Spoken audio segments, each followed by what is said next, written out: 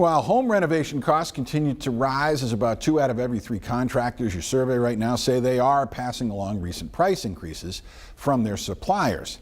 Nancy Chen brings us some tips then for maximizing your home makeover. The shingles, the pricing was going to go up next week, and we got them here and saved a few $1,000s. David Parati's business, Fine Home Contracting, takes him all over Connecticut.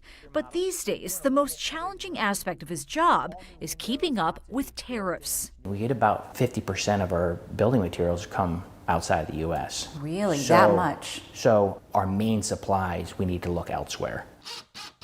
Among the biggest impacts to home renovations, 50% tariffs on steel and aluminum that could affect roofs, plumbing, and electrical equipment, as well as HVAC systems. Almost a quarter of the country's available lumber supply comes from Canada and now faces a nearly 15% tariff. New appliances, tiles, and even window parts could also cost more. In bathrooms, probably this is the most impacted for out of all the rooms. What advice would you give people if they're thinking, I might sit this one out until tariffs go away? If you zoom out into this industry, we were building and remodeling for about half the price 10 years ago.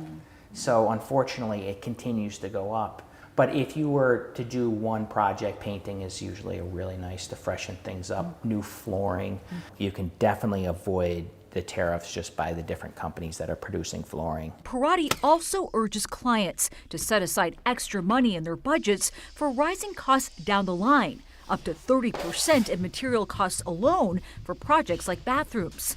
He also says to work closely with suppliers to stay on top of fluctuating policy and move quickly to lock in prices when possible. Nancy Chen, CBS News.